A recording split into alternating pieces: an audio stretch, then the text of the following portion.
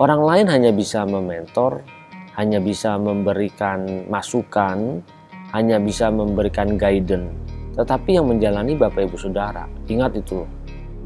Bapak Ibu Saudara yang bisa memutuskan mau berubah atau tidak dari emosi tersebut. Nah, bagaimana caranya? Bapak Ibu Saudara tahu kemampuannya. Itulah yang dinamakan dengan bagaimana kita menggunakan ilmu coaching. Bagaimana supaya mengeluarkan hal-hal yang belum pernah terfikirkan agar bisa mengalami perubahan di dalam hidupnya. Mari Bapak Ibu Saudara, ingat jangan kurangi dosis untuk kita berubah kepada Tuhan Yesus Kristus. Berikanlah sesuai dengan takarannya, satu persatu step semuanya pasti bisa sembuh.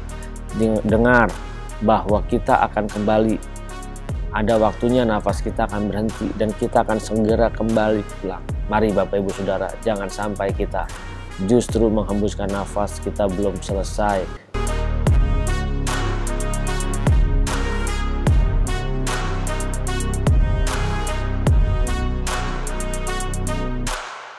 Shalom Bapak Ibu Saudara yang dikasihi Tuhan dimanapun berada saat ini. Salam transformasi. Kita berjumpa kembali saat ini bersama dengan saya Buyung Kosaputra. Bagi Bapak Ibu yang baru pertama kali mengunjungi channel ini dan yang belum pernah mengklik tombol subscribe, ayo dukung saya dengan klik tombol subscribe dan klik gambar loncengnya supaya setiap ada video-video terbaru yang saya upload maka Bapak Ibu dapat menerima notifikasinya. Bapak Ibu pernah tidak melihat ketika seseorang dirawat oleh dokter, ketika seseorang dirawat di rumah sakit, maka ada takaran-takaran obat yang harus dia minum. Takaran-takaran obat itu yang kita kenal dengan bahwa dosis ya. Berapa dosisnya, seberapa banyak dosisnya. Nah, itu penting. Bagaimana coba kalau kita bayangkan dosis yang sudah ditentukan oleh seorang ahlinya, yaitu dokter. Saya katakan ahli karena dokter memang menekuni di bidang itu. Kalau saya kan tidak menekuni di bidang itu, berarti saya tidak begitu menguasainya. Bagi seorang dokter, dia menekuni di bidang itu dan dia tahu bagaimana ketika seorang pasien butuh untuk cepat sembuh, butuh untuk mendapatkan perawatan agar pada akhirnya dia pulih dalam kehidupannya, dia pulih dari sakit penyakitnya, bahkan sembuh dan tidak mengalami sakit penyakit lagi. Nah, dia tahu takaran obat, dosis yang harus diminum oleh pasiennya, berapa yang harus diberikan, seberapa besar, seberapa kali dalam satu hari. Nah, dia tahu. Kenapa? Karena semua ada hitungannya, semua ada prosesnya, semua ada takarannya, itu bisa membuat dia cepat sembuh dan pasti pulih dengan segera. Bisa dibayangkan coba kalau seandainya dosisnya itu kita kurangin Bapak Ibu Saudara.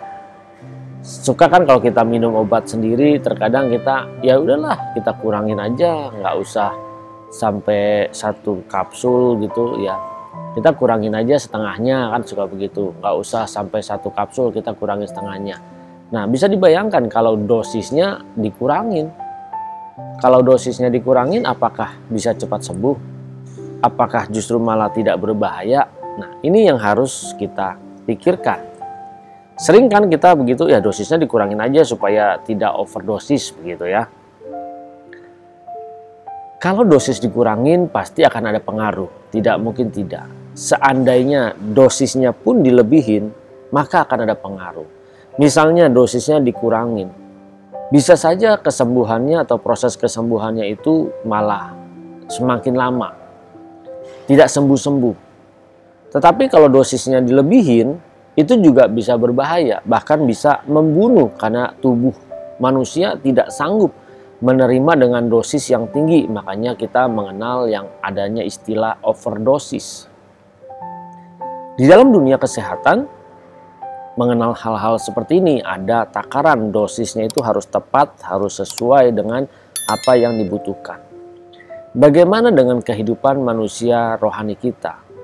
Karena kita harus sadar sesungguhnya manusia rohani kita ini pun butuh untuk diberi makan, butuh untuk dirawat supaya terus mengalami pertumbuhan. Karena kejamnya dunia, penderitaan, masalah yang kita terima membuat kita mengalami manusia rohani ini bisa jadi stuck atau bahkan mengalami kemunduran. Sedangkan manusia rohani ini penting supaya ketika kita menghembuskan nafas terakhir, kita bisa masuk di tempat yang Tuhan janjikan, yaitu di langit yang baru dan bumi yang baru. Nah, untuk manusia rohani kita pun butuh adanya makanan rohani. Kalau dosisnya dikurangi, maka proses kita pun kesembuhannya pasti lama. Kenapa? Karena proses kita ini mengarah ke satu tujuan, yaitu perubahan menjadi seperti Kristus. Kita harus berubah menjadi serupa Yesus Kristus. Kalau dosis kita di dalam menerima makanan rohani, menerima obat-obat rohani itu dikurangi, maka kita lama sekali untuk berubah menjadi seperti Kristus. Iya, kalau kita berubah, tapi kalau sampai kita menghembuskan nafas di tengah jalan, apakah kita bisa berubah? Apakah kita bisa nanti selamat masuk langit baru bumi baru?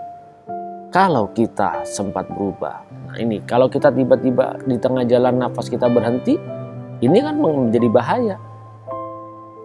Makanya, dan kalau dosisnya dibesarkan pun juga terlalu besar, itu juga bisa berbahaya kalau dia tidak sanggup untuk menerima dosis yang besar. Jadi segala sesuatu ada takarannya, segala sesuatu tuh ada ukurannya.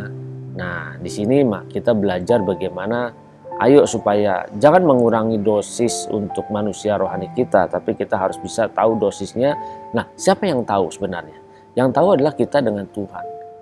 Kelemahan-kelemahan apa di dalam tubuh kita? Bapak Ibu Saudara yang tahu sendiri. Saya tidak tahu loh kelemahan Bapak Ibu Saudara. Tapi Bapak Ibu Saudara bisa tahu kelemahan Bapak Ibu Saudara sendiri. Ini yang harus mengalami perubahan dan tahu. Misalnya saya suka marah-marah. Bagaimana cara mengendalikan marah-marahnya? Yang tahu sebenarnya Bapak Ibu Saudara sendiri. Bagaimana cara mengatasi emosi tersebut? Orang lain hanya bisa mementor, hanya bisa memberikan masukan, hanya bisa memberikan guidance. Tetapi yang menjalani Bapak Ibu Saudara. Ingat itu loh. Bapak Ibu Saudara yang bisa memutuskan mau berubah atau tidak dari emosi tersebut. Nah, bagaimana caranya? Bapak Ibu Saudara tahu kemampuannya. Itulah yang dinamakan dengan bagaimana kita menggunakan ilmu coaching. Bagaimana supaya mengeluarkan hal-hal yang belum pernah terfikirkan agar bisa mengalami perubahan di dalam hidupnya. Mari Bapak Ibu Saudara, ingat jangan kurangi dosis untuk kita berubah kepada Tuhan Yesus Kristus. Berikanlah sesuai dengan takarannya, satu persatu step semuanya pasti bisa sembuh. Dengar bahwa kita akan kembali, ada waktunya nafas kita akan berhenti dan kita akan segera kembali pulang. Mari Bapak Ibu Saudara, jangan sampai kita justru menghembuskan nafas, kita belum selesai, kita belum apa-apa. Mari saya mengajak Bapak Ibu Saudara, kalau selama ini merasa bahwa dikurangin nanti dulu deh, sekarang masih proses kan banyak tuh seperti itu. Sekarang mah biarin dulu deh, nikmatin dunia, nanti kalau sudah tua baru kita bisa fokus untuk mengalami perubahan. Sudah terlambat Bapak Ibu Saudara kalau berpikir seperti itu. Iya, kalau sudah tua kita bisa dikembalikan dengan cepat, tapi kalau tidak susah. Karena apa? Sudah mendarah daging, sudah terlalu dalam menggores di jiwa kita. Mari Bapak Ibu Saudara, apabila Bapak Ibu Saudara selama ini sering sekali mengurangi dosis, mulai sekarang jangan lagi mengurangi dosis, tapi kita belajar, ayo tetap step sesuai dengan dosisnya. Kita mengarah perubahan seperti Yesus Kristus Tuhan. Apabila Bapak Ibu Saudara diberkati, jangan lupa berikan tanda like, berikan juga komentar, dan bagi yang belum atau yang baru pertama kali mengunjungi channel ini, ayo dukung saya dengan klik tombol subscribe dan klik gambar loncengnya serta share video ini kepada setiap orang yang ada di sekitar kita agar mereka pun juga diberkati. Tuhan Yesus Kristus memberkati. Salam transformasi.